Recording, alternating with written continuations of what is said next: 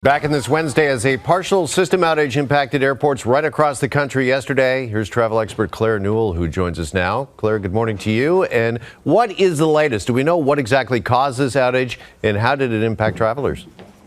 Well, the good news about this situation is that it's over and it's fixed, but it was a glitch that caused the kiosks to go out at major airports across the country. Some airports fared better than others, but Toronto Pearson had Terminal 1 and 3, so it caused long lineups because the CBSA officers had to process everyone manually, but it's fixed.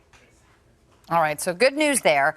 We're also wondering about, we were talking about this at the top of the show, Claire, transit authorities warning that over 30,000 commuters in some of the country's biggest cities could be impacted if a nationwide rail strike goes ahead. What more can you tell us on this?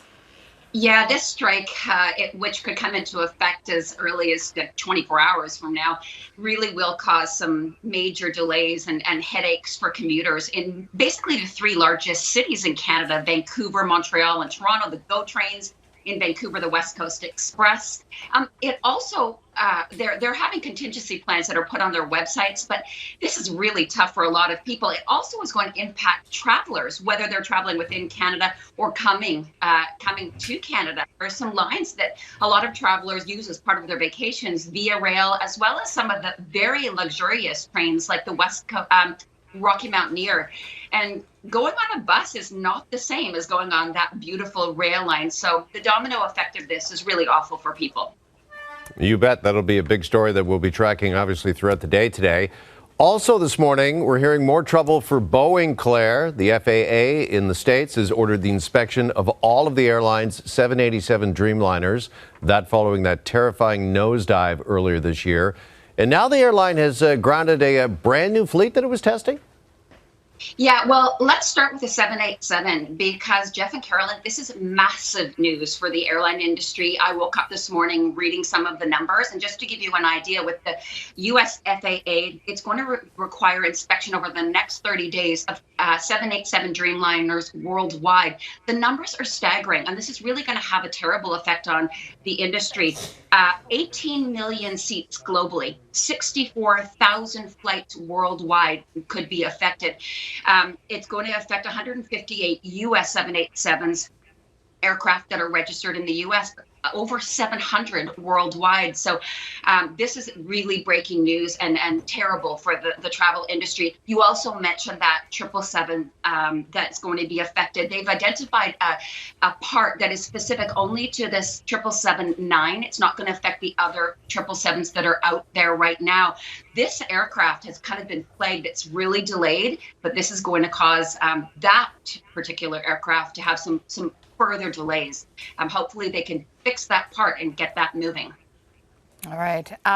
Moving to Canada Jet Lines, it has grounded its planes and filed for creditor protection. Can you tell us more about what happened there? Well, I go away for 2 weeks on vacation and I come back to another airline that has actually ceased operation, and we've lost Swoop, Lynx, and now Canada Jet Lines. And for those who don't know that airline, they were the smallest of the airlines in Canada, and they just they were under a cash crunch. And so they had to ground the planes. They flew mainly out of Toronto to vacation sun destinations. And now passengers who had tickets now are being told to go to the credit card company to try and get their funds back. We've talked about the fact when these types of things happen, it's like getting blood from a stone from airlines that cease operation.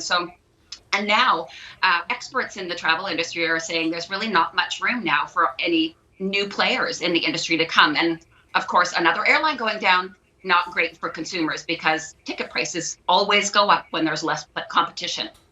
Yes, one less option for Canadian travelers moving forward. Yes. All right, Claire, finally, a new survey of over 3,000 Boeing passengers asked them about seating preference. It is the great debate. We were debating this off the top of the show. Carolyn's for the window. I'm for the aisle. Let's settle this debate. What did the survey say? I'm for the aisle too, but the survey said that over 66% of people prefer the window. They want the views and they want the headrest if they're sleepers. So, Carolyn, you're in the right. That said that about 31% prefer the aisle. They like the extra legroom. They like the ease of getting up. And I think that this is a mistake because 1.7% said the middle seat. I think that was, when surveys have a margin of error, I think that's the error. The other thing, when I drilled down and read this, it said that people like to pay for privilege. They like to book their seat, and they're willing to pay up to about $34 US to get the seat that they want. I'm one. As soon as I make a booking, I book my seat.